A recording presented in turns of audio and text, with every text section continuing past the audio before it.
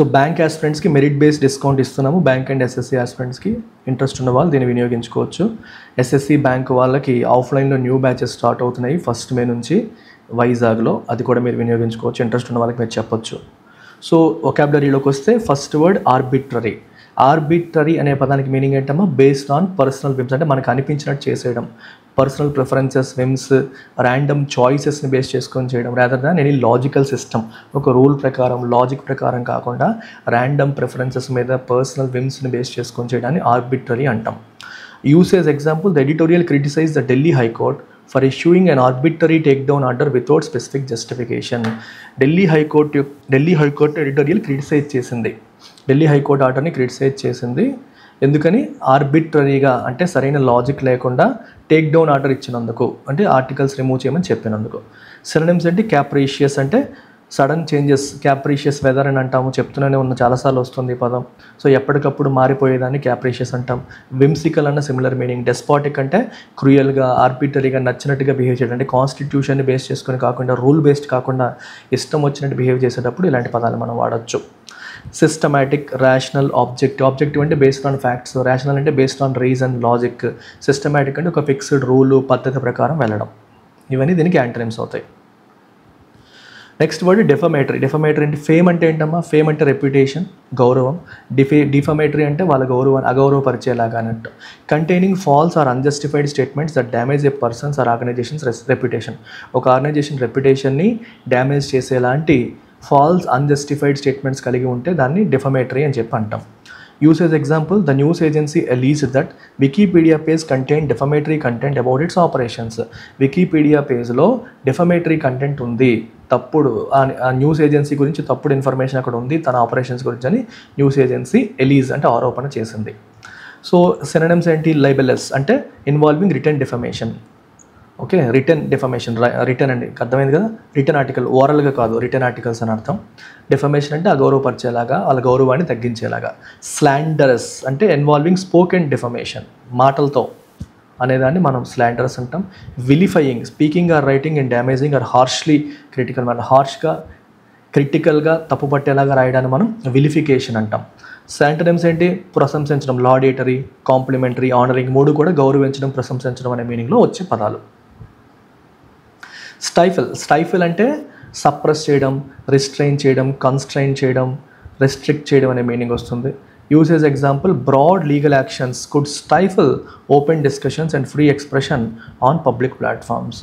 So broad legal actions ఏం చేయొచ్చు? Could stifle, open discussions అనేవి స్టైఫిల్ చేయొచ్చు, అంటే రెస్ట్రిక్ట్ చేయొచ్చు అని చెప్పి ఇక్కడ చెప్పారు. So synonyms suppress, quash, smother. Suppress అంటే to put an end, okay, ఫోర్సిబుల్గా ఆపడాన్ని. క్వాష్ అంటే టు రిజెక్ట్. స్మోదర్ అంటే to suffocate or completely cover. Suffocate చేయడం, కంప్లీట్గా కవర్ చేసేయడం అనే మీనింగ్ మనకి స్మోదర్ నుంచి వస్తుంది. Antonyms encourage, foster, nurture. Encourage అంటే to give support or confidence. Foster అంటే ఏంటమ్మా మీనింగ్? ప్రమోట్. నర్చర్ చేయడం అంటే ఫాస్టర్ అంటే ఎంకరేజ్ చేయడం, గ్రోత్కి సపోర్ట్ చేయడం, ప్రమోట్ చేయడం. నర్చర్ అన్న కేర్ తీసుకొని, సో పిల్లల్ని నర్చర్ చేయాలి అంటాం, మొక్కల్ని నర్చర్ చేయాలంటాం, అంటే గ్రోత్ కోసం కేర్ తీసుకొని జాగ్రత్తగా పెంచడం.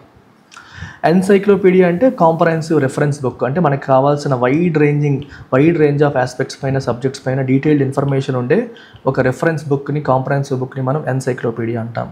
సో వికీపీడియా అనేది ఒక ఆన్లైన్ ఎన్సైక్లోపీడియాగా మనం చెప్పొచ్చు. ఇది ఒక సంస్థ కాకుండా ఒక వాలంటీర్స్ మనలాంటి వాళ్ళే మెయింటైన్ చేస్తారు, ఎడిటోరియల్ గైడ్లైన్స్ని ఫాలో అయ్యేవాళ్ళు. సినోనిమ్స్ ఏంటి? కంపెండియం అంటే concise collection of detailed information. Information అంతా కూడా ఒక దగ్గర పెట్టేదని కంపెండియం అంటాం. రిపాజిటరీ అన్న same meaning, a place or source where data or knowledge is stored. మనకి తెలుగులో భాండాగారం అంటాం. సో నాలెడ్జ్ మరియు డేటాని స్టోర్ చేసే ఒక స్పేస్. రెఫరెన్స్ వర్క్ అంటే మీకు తెలుసు, దేన్ని మనం రెఫరెన్స్గా తీసుకుంటామో, దేన్ని ఏదైనా డౌట్ వచ్చినప్పుడు దేన్ని రెఫరెన్స్గా తీసుకుంటాం, అది రెఫరెన్స్ వర్క్. యాంటమ్స్ ఫిక్షన్, ఇది ఇమాజినేషన్ బేస్ చేసుకున్నది. అనెక్డోట్ అంటే మనకి ఒక ఊర్లో సామెతలు అంటాం చూడండి, సామెతలు, చెప్పే మాటలు, కథలు, అది పర్సనల్ ఎక్స్పీరియన్స్ని బేస్ చేసుకొని, కథలు సామెతలు కాదు. అనెక్డోట్ అంటే మన రియల్ లైఫ్ ఎక్స్పీరియన్స్ని బేస్ చేసుకొని మనం చెప్పేదాన్ని అనెక్డోట్ అంటాం. రూమర్ అంటే అన్వెరిఫైడ్ ఇన్ఫర్మేషన్. రూమర్స్ అంటే మీకు తెలుసు, గాసిప్, రూమర్ అంటే ప్రాపర్ నాలెడ్జ్ అనేదానికి ఇవి ఆపోజిట్ పదాలుగా మనం చెప్పొచ్చు. ఓవర్ రీచ్ అంటే the act of going beyond once authority. మనకి ఎంతవరకు అథారిటీ ఉందో, పవర్ ఉందో దాన్ని దాటి వెళ్ళడాన్ని మనం ఓవర్ రీచ్ అంటాం. సో లీగల్ గవర్నమెంటల్ కాంటెక్స్లో ఎప్పుడైతే మనం లిమిట్ దాటి క్రాస్ చేసి వెళ్ళిపోతామో సో అలాంటప్పుడు ఈ ఓవర్ రీచ్ అనే పదాన్ని మనం యూజ్ చేయొచ్చు. So supreme court judgement corrected the judicial overreach of the Delhi high court in issuing broad take down orders. So broad take down orders issue చేయడం ద్వారా ఢిల్లీ హైకోర్టు లిమిట్ క్రాస్ చేసింది, judicial ఓవర్ రీచ్కి వెళ్ళింది, దాన్ని సుప్రీంకోర్టు కరెక్ట్ చేసింది.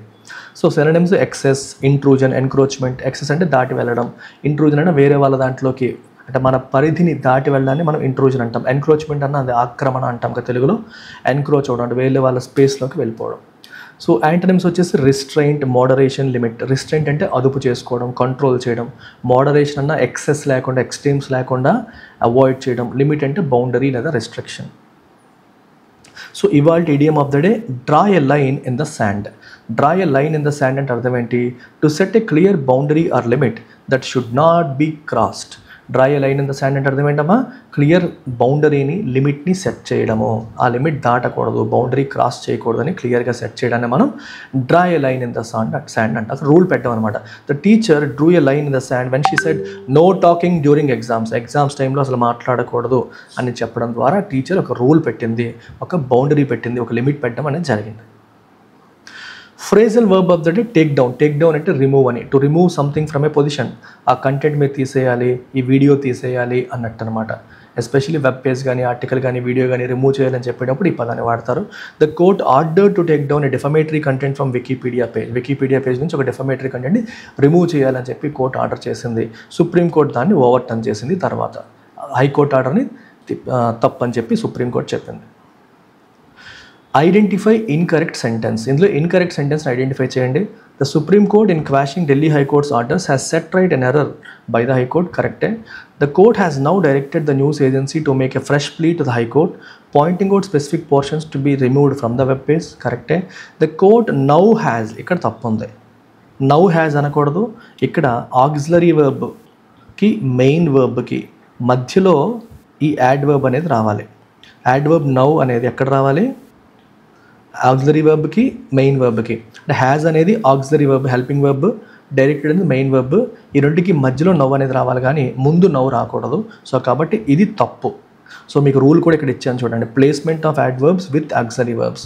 Auxiliary verbs like has, have, had ఇలాంటి వాడినప్పుడు adverbs like now, always, never ఇవన్నీ కూడా వాటి ముందు రావు, మధ్యలో వస్తాయి. ఇది structure. Auxiliary verb, adverb, main verb ఈ స్ట్రక్చర్లో రాయాలి. ఓకే.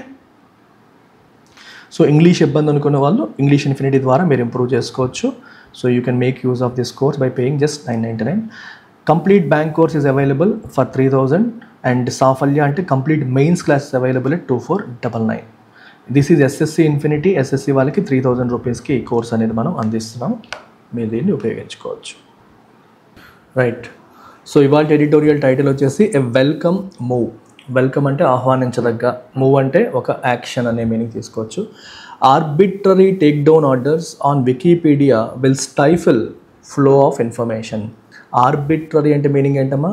ఆర్బిట్రరీ అంటే without a logic, without a basis, నచ్చినట్టుగా, ఇష్టం వచ్చినట్టుగా ఒక బేసిస్ లేకుండా చేసేదాన్ని ఆర్బిట్రరీ యాక్షన్ అంటాం.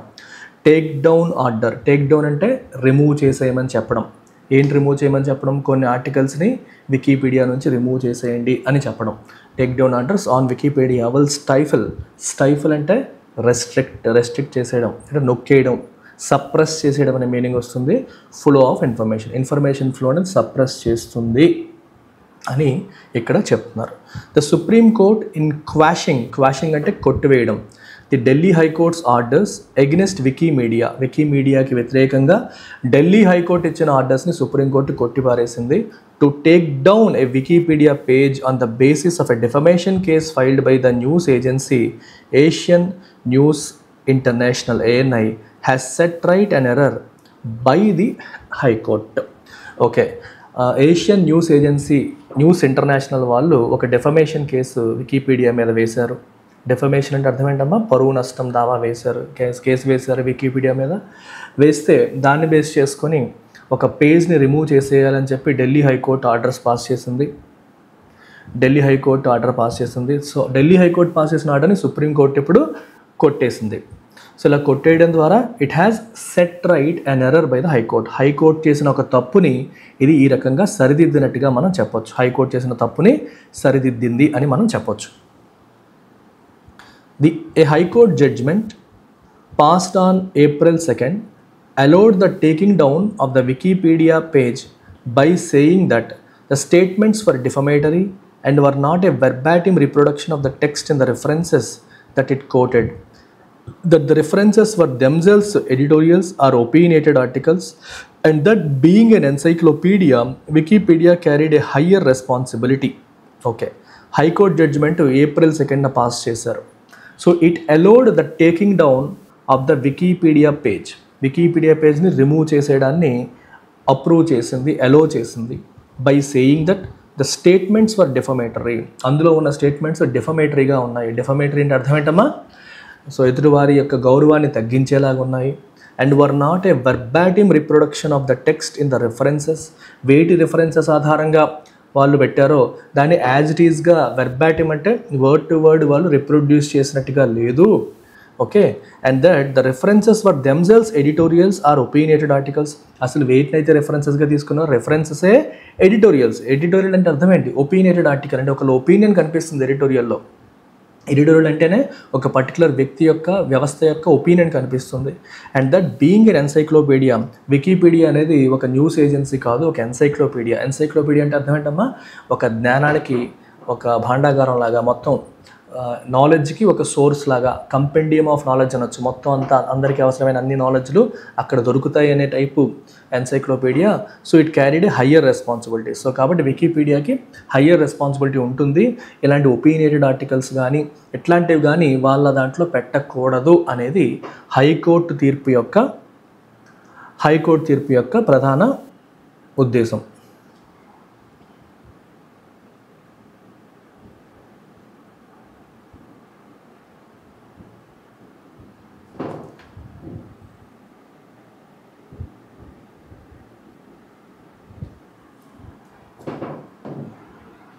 Yeah, I got it.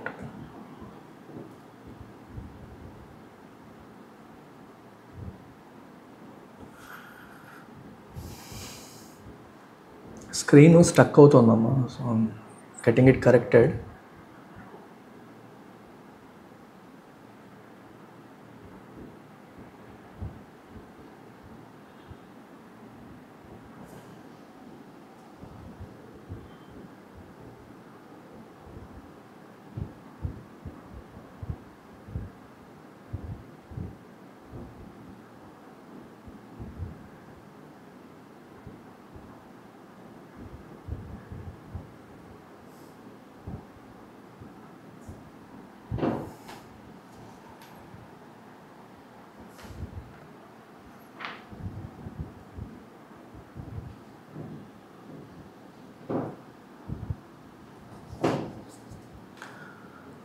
The reasoning is problematic as the references are based on long form reporting and quotes from independent investigators and are not opinions or editorials as the High Court made them out to be.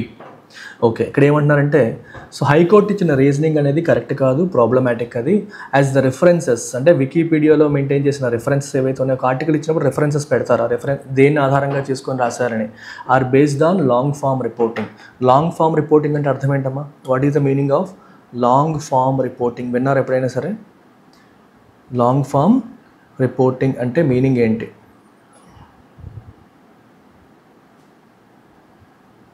What is the meaning of long form report? So in this context, long form అంటే మీకు in depth reporting అనే meaning. అంటే బాగా research చేసి investigate చేసి in depth piece of writing మనం long form reporting అంటాం. And quotes from independent investigators. Quotations కూడా ఇండిపెండెంట్ ఇన్వెస్టిగేటర్స్ నుంచి, అంటే ఏదో ఒక న్యూస్ ఏజెన్సీకి చెందిన వాళ్ళు కాకుండా ఇండిపెండెంట్గా ఎవరికి చెందని వాళ్ళు చేసిన ఇన్వెస్టిగేషన్స్ని బేస్ చేసుకొని వాళ్ళ ఇన్వెస్టిగేషన్ నుంచి కోట్స్ తీసుకొని పెట్టారు. అండ్ అవి ఒపీనియన్స్ ఎడిటోరియల్స్ కాదు. హైకోర్టు ఏమో అది ఒపీనియన్స్ ఎడిటోరియల్స్ అంటుంది, అవి యాక్చువల్గా ఒపీనియన్స్ అండ్ ఎడిటోరియల్స్ కాదు అని చెప్పేసి ఇక్కడ కరెక్షన్ చెప్పడం అనేది జరుగుతుంది, కరెక్ట్ చేయడం అనేది జరుగుతుంది.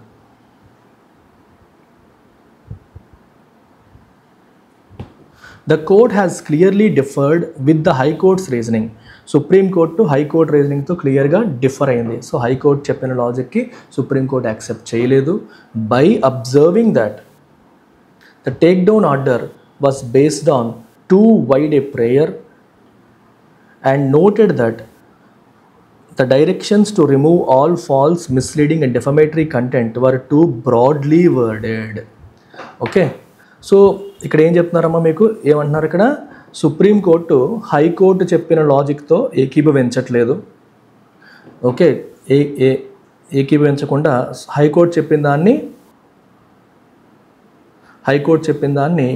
వ్యతిరేకించింది, దానికి ఆపోజిట్గా చెప్పడం అనేది జరిగింది.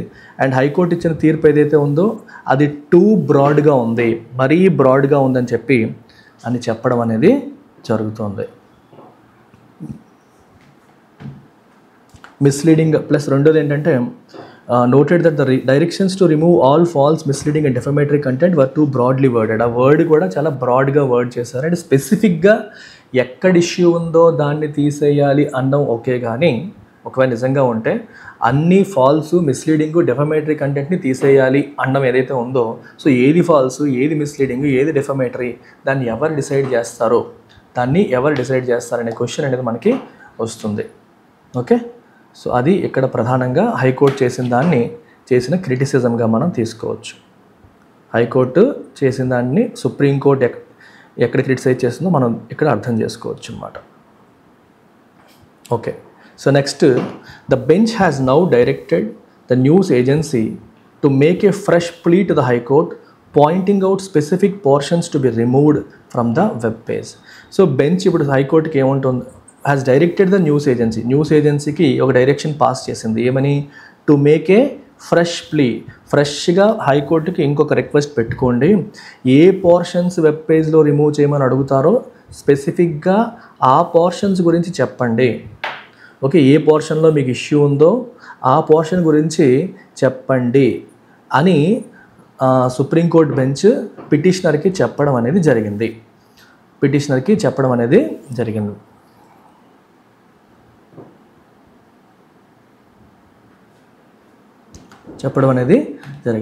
సో ఇక్కడ మీకు ఒక ఎక్స్ప్రెషన్, ఇది నేను కూడా ఫస్ట్ టైం చూస్తున్నాను, అందుకే మీతో మాట్లాడుతూ I was checking on the web. Two wide a prayer అనేది ఉంది కదా, దీని మీనింగ్ కోసమే నేను కూడా వెబ్ చెక్ చేశాను ఇవాళ. సో ఇది ఒక legal expression. Two wide a prayer అనేది ఒక లీగల్ ఎక్స్ప్రెషన్, విచ్ మీన్స్ అది టూ బ్రాడ్, మరీ బ్రాడ్గా ఉంది, వేగ్గా ఉంది అని అర్థం. వేగ్ అంటే నాట్ క్లియర్, బ్రాడ్ అంటే కవరింగ్ టూ మెనీ ఆస్పెక్ట్స్. అంటే జనరల్గా మనకు ఒక సమస్య ఉంది అంటే ఎగ్జాక్ట్గా ఎక్కడ సమస్య ఉందని చెప్పాలి, దాన్ని మనం రిమూవ్ చేయమని అడగాలి. ఇప్పుడు మనకి కాలు దగ్గర ఎక్కడో ఒక దగ్గర ఇన్ఫెక్షన్ ఉందని చెప్పి కాలే తీసేయమని అంటామా, అనం కదా. ఎక్కడ ఇన్ఫెక్షన్ ఉందో దాన్ని మనం సెర్చ్ చేయాలి. ఇక్కడ కూడా అంతే. సో ఒక పలానా వెబ్ పేజ్లో పలానా లైన్లో తేడా ఉందంటే ఆ లైన్ మనం రిమూవ్ చేయమని చెప్పాలి, మొత్తం పేజీలు తీసేయమని చెప్పకూడదు. So too wide a prayer అంటే మీనింగ్ ఏంటి, it is too broad or vague అనే మీనింగ్ మనకి అక్కడ వస్తుంది. టూ బ్రాడ్ లేదా వేగ్ అంటే అన్క్లియర్ అనే మీనింగ్ మనకు వస్తుంది. సో అది ఎలా ఉండాలంటే మనకి వేగ్గా ఉండకూడదు, క్లియర్గా ఉండాలి, ఎక్కడ తప్పో అక్కడ రిమూవ్ చేయమని చెప్పాలి అనేది సుప్రీంకోర్టు యొక్క ఉద్దేశం. The fact that Wikipedia is an internet intermediary which enjoys safe harbour provisions as the content creation and moderation are handled by users of its site should suggest that any wide-ranging takedown order could punish the very model on which the encyclopedia operates. ఇక్కడ ఒక విషయాన్ని మనం గమనించాలి. మామూలుగా Wikipedia అనగానే మనం it should not be treated like other websites. నార్మల్గా ఇప్పుడు ఎల్టీఎక్స్ క్లాసెస్ ఉందనుకోండి, ఎల్టీఎక్స్ క్లాసెస్ వెబ్సైట్లోనే కంటెంట్కి నేను రెస్పాన్సిబిలిటీ తీసుకుంటాను, ఎందుకంటే అందులో కంటెంట్ మేమే పెడుతున్నాం కాబట్టి.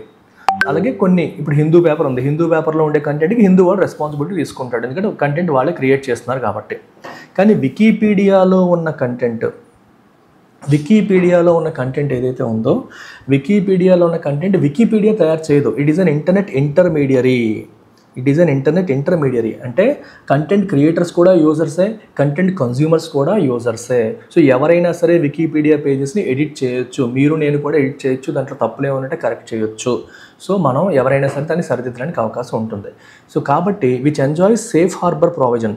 సేఫ్ హార్బర్ ప్రావిజన్ అంటే అర్థం ఏంటి? ఇప్పుడు if you are an internet intermediary అంటే అర్థం ఏంటి?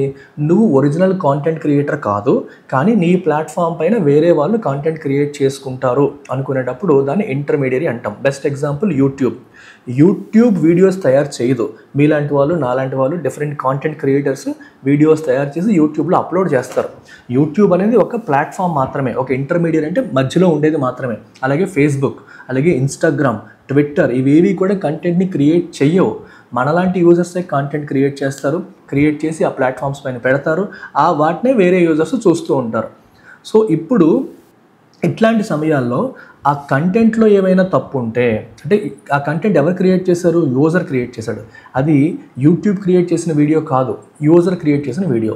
సో ఆ కంటెంట్ ఏమైనా ద్వేషాలను రెచ్చగొట్టేలాగా, తప్పులు రెచ్చగొట్టేలాగా ఏమైనా ఉంటే దానికి పట్టుకొని మీరు యూట్యూబ్ని జైల్లో పెట్టేస్తానంటే కుదరదు. దాన్నే సేఫ్ హార్బర్ ప్రావిజన్ అంటాం. సేఫ్ హార్బర్ అంటే అర్థం ఏంటమ్మా? It provides you protection from punishment for the content uploaded. అంటే ఆ కంటెంట్ వేరే వాళ్ళు ఎవరో అప్లోడ్ చేస్తే దానికి యూట్యూబ్ని మీరు బాధ్యురాలుగా చేసి యూట్యూబ్కి బాధ్యత వహించమని చెప్పి జైల్లో పెట్టేస్తారంటే కుదరదు. ఆ ప్రొటెక్షన్నే మనం సేఫ్ హార్బర్ ప్రావిజన్ అంటాం. అయితే ఎవరైనా ఏదైనా పెట్టేయచ్చు అంటే లేదు, ఒకవేళ అది తప్పు, దానివల్ల చెడు జరుగుతుందని తెలిస్తే యూట్యూబ్కి మీరు ఆబ్వియస్గా ఆ కంటెంట్ రిమూవ్ చేయమని చెప్పొచ్చు. యూట్యూబ్ వాళ్ళు కూడా రిమూవ్ చేస్తారు. అర్థమైందా? ఇన్స్టాగ్రామ్లో కానీ, ట్విట్టర్లో కానీ, ఫేస్బుక్లో కానీ, యూట్యూబ్లో కానీ, దేంట్లోనైనా సరే ఆ కంటెంట్ వల్ల హాని జరుగుతుందని మనం ప్రూవ్ చేస్తే వాళ్ళు రిమూవ్ చేయడం అనేది జరుగుతుంది. అంతేగాని ఆ కంటెంట్ పెట్టారు కదా అని చెప్పేసి యూట్యూబ్ని తీసుకొచ్చి మీరు జైల్లో పెట్టేస్తారంటే కుదరదు. సో ఎందుకంటే ఆ కంటెంట్ క్రియేట్ చేసింది యూట్యూబ్ కాదు అనే విషయాన్ని మనం గుర్తుపెట్టుకోవాలి. సో ఆ రకంగా యూట్యూబ్కి వచ్చే ప్రొటెక్షన్ మనం సేఫ్ హార్బర్ ప్రావిజన్ అని చెప్పేసి అంటాం.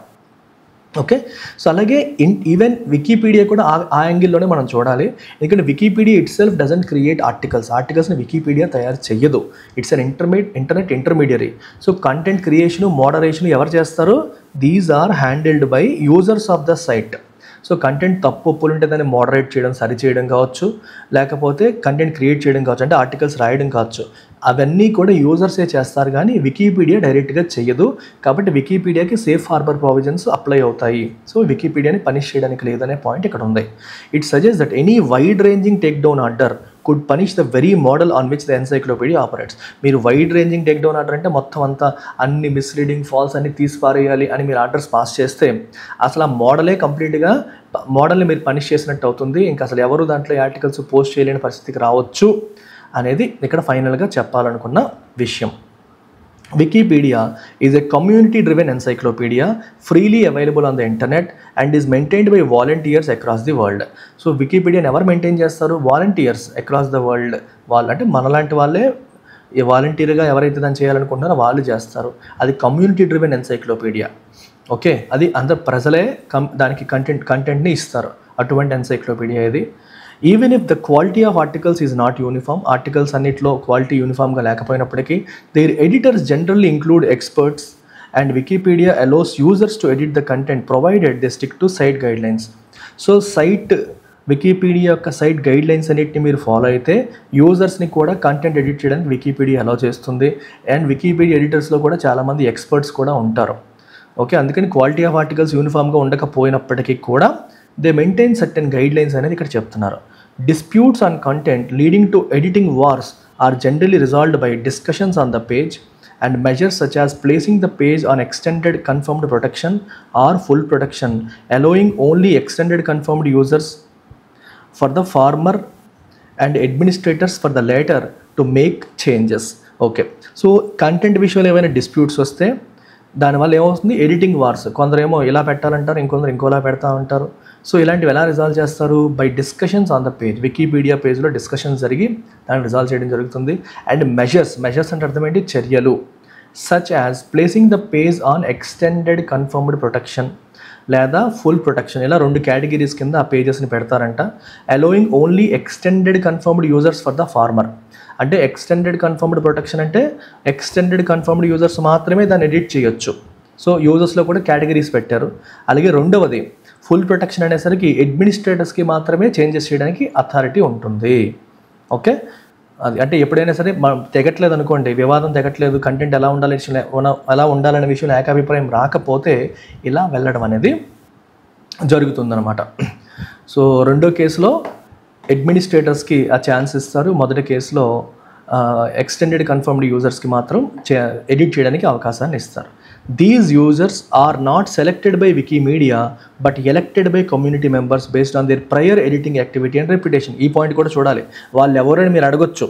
అడ్మినిస్ట్రేటర్ అంటే ఎవరు, ఎక్స్టెండెడ్ కన్ఫర్మ్ యూజర్ అంటే ఎవరు అంటే అది కూడా వికీమీడియా సెలెక్ట్ చేయదు, వాళ్ళని కమ్యూనిటీ మెంబర్సే ఎలెక్ట్ చేస్తారు. డెమోక్రాటిక్ పద్ధతిలో ఎలెక్ట్ చేయడం అనేది జరుగుతుంది. వాళ్ళు ఇంతకుముందు ఎంత ఎడిటింగ్ చేశారు, రెప్యుటేషన్ ఏంటి అనే దాన్ని బేస్ చేసుకొని సో వాళ్ళకి ఎలెక్ట్ చేయడం అనేది జరుగుతుంది. These processes have ensured a significant degree of reliability on the encyclopaedia. So ఈ ప్రాసెసెస్ అన్నీ ఉన్నాయి కాబట్టి కొంతవరకు ఏ డిగ్రీ ఆఫ్ రిలయబిలిటీ అనేది ఈ ఎన్సైక్లోపీడియాలో ఉంది అనే విషయాన్ని మనం గమనించవచ్చు. Even as it has become a repository of more than 62.95 million articles in over 350 languages. 350 లాంగ్వేజెస్లో 62.95 మిలియన్ ఆర్టికల్స్కి ఒక రిపాజిటరీ ఒక భాండాగారం అంటాం, ఒక స్టోరేజ్ స్పేస్ లాగా ఈ వికీపీడియా మనకి ఈరోజు తయారైంది.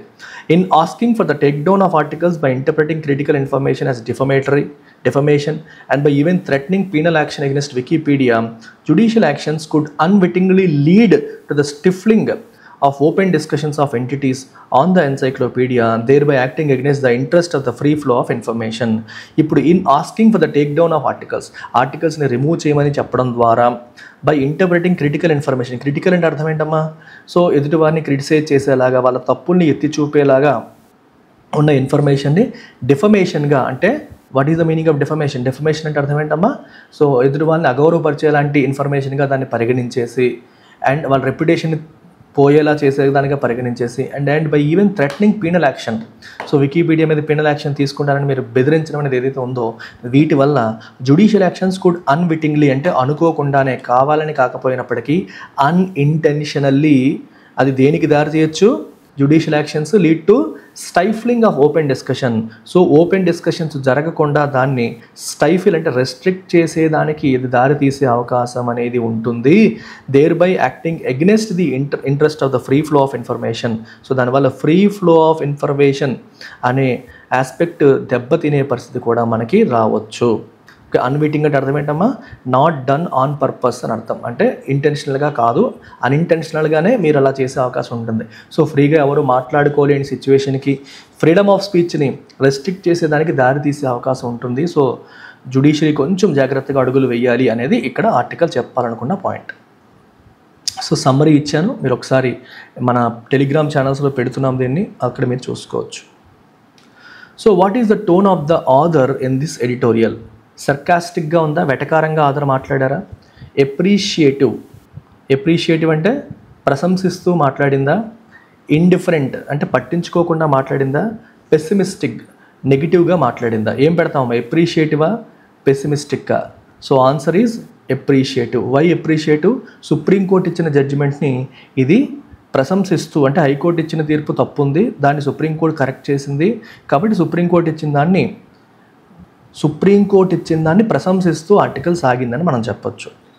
ఓకే, సో వికీపీడియా మనకి హైకోర్టు ఇచ్చిన దాన్ని తప్పుపడుతోంది, సుప్రీంకోర్టు తీసుకున్న నిర్ణయాన్ని రెస్పెక్ట్ ఇస్తూ కరెక్ట్గా ఉందని అప్రిషియేట్ చేస్తూ అదర్ టోన్ నడిచింది. What is the main idea of the editorial? A welcome move. దీని యొక్క మెయిన్ ఐడియా ఏంటమ్మా, వికీపీడియా ఆర్టికల్స్కి ఎడిటోరియల్ ఓవర్ సైట్ ఉండదు, సో రెగ్యులేట్ చేయాలి. రెగ్యులేట్ చేయమని కాదు. Delhi high court was right, Delhi high court correct అని ఆర్టికల్ అనట్లేదు. Supreme court decision protects Wikipedia's open model and safeguards freedom of information. Supreme court తీసుకున్న నిర్ణయం వికీపీడియా యొక్క ఓపెన్ మోడల్ని ప్రొటెక్ట్ చేస్తుంది, ఫ్రీ ఫ్లో ఆఫ్ ఇన్ఫర్మేషన్ని అది ప్రొటెక్ట్ చేస్తుందని మనం చెప్పొచ్చు. ఇన్ఫరెన్సెస్ చూడండి. Judicial over reach can unintentionally harm digital platforms that rely on community participation. కరెక్టే కదా ఇది? జుడిషియల్ ఓవర్ రీచ్, జుడిషియరీ కొంచెం లిమిట్ క్రాస్ చేసి వెళ్ళిపోవడం వల్ల ఓకే అది అన్ఇంటెన్షనల్గా డిజిటల్ ప్లాట్ఫామ్ని హార్మ్ చేయొచ్చు. లాస్ట్లో చెప్పారు అన్విటింగ్లీ అని చెప్పారు sir, that rely on community participation మీద ఆధారపడే ఇలాంటి డిజిటల్ ప్లాట్ఫామ్స్కి తెలియకుండానే జుడిషియరీ యొక్క ఓవర్ రీచ్ అంటే లిమిట్ దాటి వెళ్ళడం అనేది అన్ఇంటెన్షనల్గా హార్మ్ చేసే అవకాశం ఉంటుంది. Which of the following assumptions is implicit in the passage. So ప్యాసేజ్లో ఏ అజంప్షన్స్ ఇంప్లిసిట్ అంటే ఎక్స్ప్లిసిట్గా ఓపెన్గా కాకుండా దాగి ఉన్నాయి అని అర్థం. Judicial decisions have a significant influence on the functioning of online platform. కరెక్టే కదా, జ్యుడిషియల్ డెసిషన్స్ వల్ల వీటి ఫంక్షనింగ్ అనేది మారొచ్చు. Community driven platforms like Wikipedia depend on legal protections to operate freely. ఇది కూడా కరెక్టే, సేఫ్ హార్బర్ ప్రొటెక్షన్ అనేది ఉందని రాశారు. All user generated content platforms should be exempted from defamation claims. అలా ఏమీ లేదు, కంప్లీట్గా డెఫమేషన్ క్లెయిమ్స్ నుంచి ఎగ్జామ్ చేసేయాలి అనేవి కాదు. డెఫమేషన్ క్లెయిమ్స్ పెట్టొచ్చు, కాకపోతే బ్రాడ్ ఆర్డర్స్ ఇవ్వకూడదు, ఆర్డర్స్ అనేవి బ్రాడ్గా ఇవ్వకూడదు అనే పాయింట్ అక్కడ మనకు తెలుస్తుంది. ఓకే, టోటల్ ఎగ్జామ్షన్ ఇమ్మని అడగలేదు, బ్రాడ్ ఆర్బిట్రరీ టేక్ డౌన్ ఆర్డర్స్ని మాత్రమే ఇది అపోజ్ చేస్తుంది. ఇది ఆల్రెడీ మనం మాట్లాడాం. స్పెసిఫిక్గా ఎక్కడ ఇష్యూ ఉందో అక్కడ మనం సార్ట్అవుట్ చేసుకోవాలి, కానీ కంప్లీట్గా మొత్తం అంతా తీసేయాలి, మొత్తం అంతా రీస్పారేయాలి అనేది తప్పు అవుతుంది అనేది ప్రధానమైన point. Which of the following, if true, would most seriously weaken the editorial's argument? So కింది వాటిలో ఏది నిజమైతే ఆ ఎడిటోరియల్ యొక్క ఆర్గ్యుమెంట్ని వీకెన్ చేస్తుంది. Several Wikipedia articles have been found to contain false and defamatory information that caused real harm to individuals and organisations. Absolutely correct. ఇక్కడ వికీపీడియాని సపోర్ట్ చేస్తూ ఆర్టికల్ వెళ్ళింది కదమ్మా. ఆధార్ ఏం చెప్పారు, వికీపీడియాలో చాలా స్ట్రాంగ్ ప్రాసెస్ ఉంది, వీళ్ళు ఉంటారు వాళ్ళు ఉంటారు, మొత్తం అంతా సరిదిద్ది వెళ్తారు, తప్పు జరగదు అన్నట్టుగా వికీపీడియాని సమర్థించారు. ఒకవేళ ఏది నిజమైతే ఆధార్ ఆర్గ్యుమెంట్ వీక్ అవుతుందంటే, ఒకవేళ ఇంతకుముందు కూడా వికీపీడియాలో చాలా ఆర్టికల్స్ ఫాల్స్ ఇన్ఫర్మేషన్ ఉన్నాయని తేలింది, డెఫమేటరీ ఇన్ఫర్మేషన్ ఉందని తేలింది, దానివల్ల ఇండివిజువల్స్కి ఆర్గనైజేషన్స్కి రియల్ హార్మ్ కలిగింది అనేది నిజమైంది అనుకోండి, అప్పుడు ఆబ్వియస్గా అది ఎడిటోరియల్ యొక్క ఆర్గ్యుమెంట్ వీకెన్ అయినట్టే.